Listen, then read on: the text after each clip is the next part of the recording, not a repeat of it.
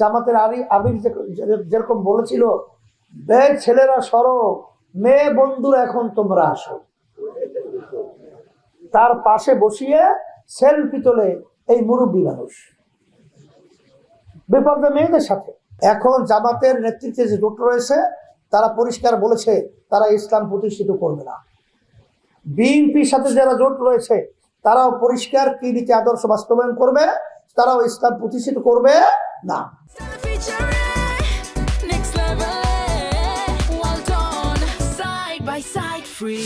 5ই আগস্টের পরে যখন এই দেশের ভিতরে অরাজকতা চলছে, তখন কিন্তু ইসলামী আন্দোলন বাংলাদেশ সংখ্যা লঘুদের তারা কিন্তু তাদের জান মাল ইজ্জত বাড়ি ঘর সহ হেফাজতের জন্য আমরা পাহারাদারের দায়িত্ব পালন করেছি, পাহারাদারির দায়িত্ব পালন করেছি।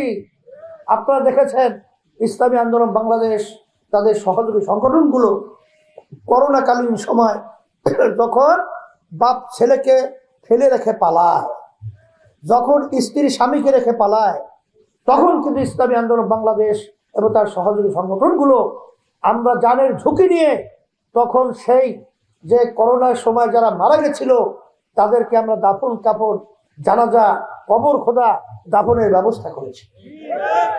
এরপরে আপনি দেখবেন যত বন্যা কবলিত এবং যত দুঃসময় ইসলামী আন্দোলন কিন্তু তখন মানুষের পাশে খাদেম হিসেবে দাঁড়িয়েছে। ইসলামী আন্দোলন উগ্র বলা হয় কেন? আমরা তো এই কথা বলতে পারি না।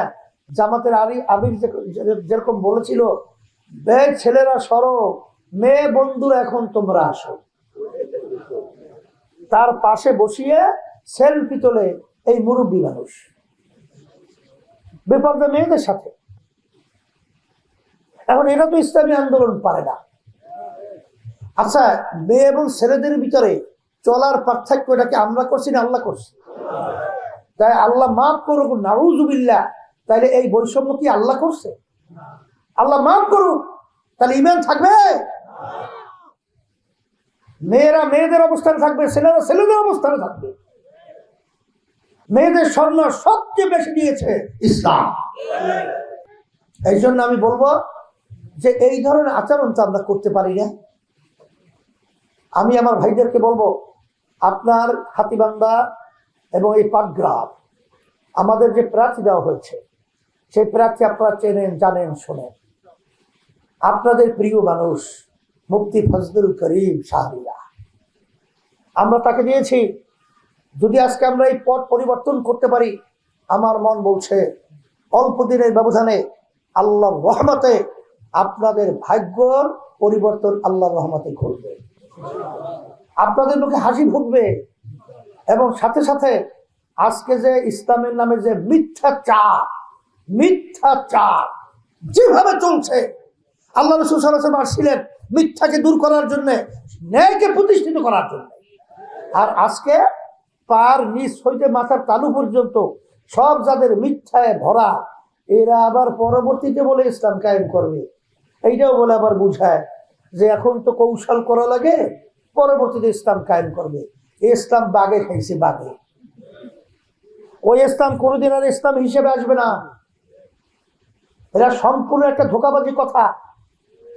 আর শরীয়ত কি বলে, ইসলাম কি বলে, বাস্তবে যেটা আমরা সেটাই বলবো, পরবর্তীতে ভিতরে কি আছে ওটা আল্লাহ জানে।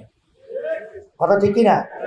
এখন জামাতের নেতৃত্বে যে জোট রয়েছে তারা পরিষ্কার বলেছে তারা ইসলাম প্রতিষ্ঠিত করবে না। বিএনপির সাথে যারা জোট রয়েছে তারাও পরিষ্কার কি নীতি আদর্শ বাস্তবায়ন করবে, তারাও ইসলাম প্রতিষ্ঠিত করবে না। আর ইসলামী আন্দোলন বাংলাদেশ আমরা যে ঘোষণা করেছিলাম ইসলামের পক্ষে একটা বাক্স, সেই একটা বাক্স নিয়েই আপনাদের কাছে আমি ছুটে এসেছি। এই ইসলামের পক্ষের বাক্স হাত পাকা প্রতীকের বাক্স। আর এই পাটগ্রাম হাতীবান্ধার মানুষ ধর্মপ্রেমী, ধর্মের ব্যাপারে তার আন্তরিকতা অনেক বেশি।